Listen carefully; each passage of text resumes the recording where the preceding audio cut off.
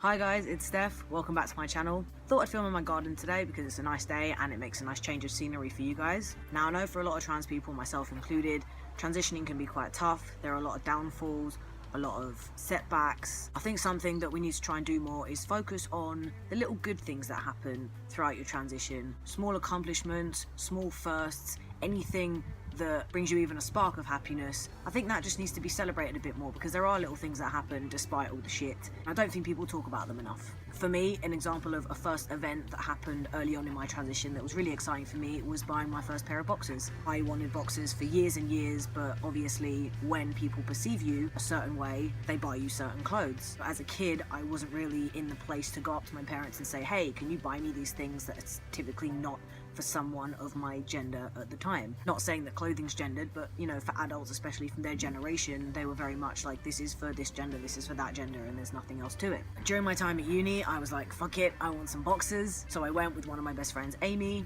and we went to Primark together, and it was just like such a liberating feeling. It was terrifying taking them up to the cash register and paying for them, I'm not gonna lie, but walking out with them afterwards and then going home and putting them on, it was just incredible. I'm sure that day I only bought like one pack of 3, and then as soon as I had them I was like, okay, I need more. Why have I not done this for my whole life? It just felt really nice for me and really good, you know. Sorry about my hair, by the way. I don't really know what it's doing today. It's kind of all over the place. Same goes for buying my first ever binder. I bought my binder in secret online. I literally had not told a soul for years. Before then, the closest thing I got was wearing a sports bra, and I did that for a good few years. I don't think anyone around me really thought it was that weird. I think they just thought it was me being, you know, a boyish girl. After I started watching trans guys videos online, I realized that there was more I could do in terms of, you know, how I felt about my chest and how to fix it. I didn't really know it was dysphoria at the time because I didn't have a label for it. I just knew that I hated it and wanted it flat. And then I specifically remember seeing Alex Bertie's video talking about his Underworks binder, and he talked about how easy it was to buy them and how it was discreet and everything, and that just kind of spurred me on. So I ordered my very first one. I was, again, terrified but excited. I remember vividly wearing it and going to a uni class that I had like the next day and telling a few of my close LGBT friends, like, oh, guess what, like, I got a binder and I'm wearing it. And they were all so supportive and nice, and they were like, it looks so good, you look so flat, it really suits you. And it was just really nice to get that validation, because, you know, when something's new, it's exciting, but it is quite scary.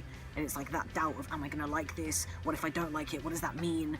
Am I trans? Blah. But it worked out really well, and, you know, it kind of saved me in a way, because dysphoria is horrendous, but having a binder really, really does help. Keeping in theme with the first clothing, this year I actually bought my first swimming trunks. Again, growing up as a girl, people don't really expect you to wear swim trunks. It's not that I was forced into anything, but when I got old enough to be like, I don't want to wear like stereotypical feminine swim gear, my mum kind of would just buy me like swim shirts and like those shorts, but they're really tight swim shorts that made me uncomfortable because they were very figure hugging and showed off everything I didn't have. This year was my first holiday involving swimming that I've been on since coming out as a trans man. So I was like, you know what?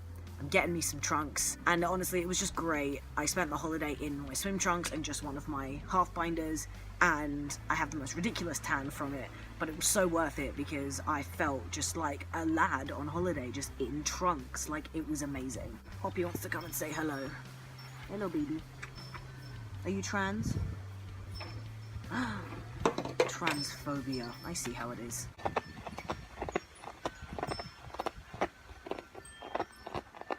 Poppy is scratching at the AstroTurf. Obviously, this celebration of firsts isn't just restricted to clothing. It could be the first time someone uses your correct name, first time someone uses your correct pronouns, the first time you get Miss or Mr. or Mix or whichever your title is. It could be the first time you pass when talking to a stranger. It can be the first time you use the bathroom you want to use. I just think it's important to celebrate any tiny little achievements because transition can often be slow and kind of difficult and painful.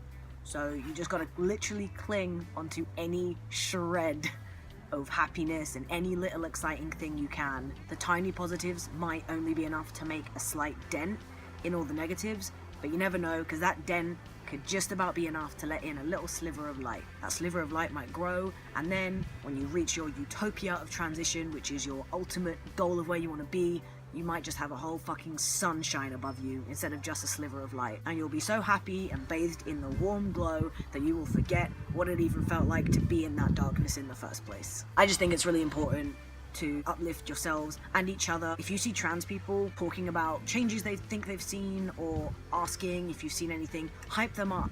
If it's your voice sounds different, or your hair looks great today, or even like your eyebrows are thicker, or your shoulders look slimmer, spread some positivity because we flippin' need it right now. A testosterone update time. I am now 10 months on T. That's my little achievement that I'm celebrating today. Did put up a post on Twitter yesterday doing some comparisons, and you can see that like my body shape has changed a bit, my shoulders have broadened, my hips have gone down slightly.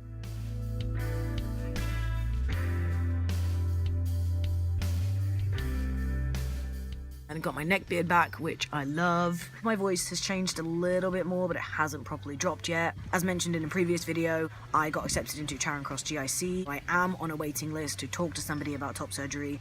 Might be a couple of years, might be a few months, we don't know, but I'm on the list. Look at Poppy in the background. Oh, that's a really nice view of your butt. Thanks, Poppy. I hope you guys liked this video. If there's anything you particularly enjoyed, please let me know. If there's anything you want to talk about, tweet me or put it in the comments or send me a carrier pigeon. I hope you guys are having a good day, evening, night, wherever you are, and I will see you very soon. Bye.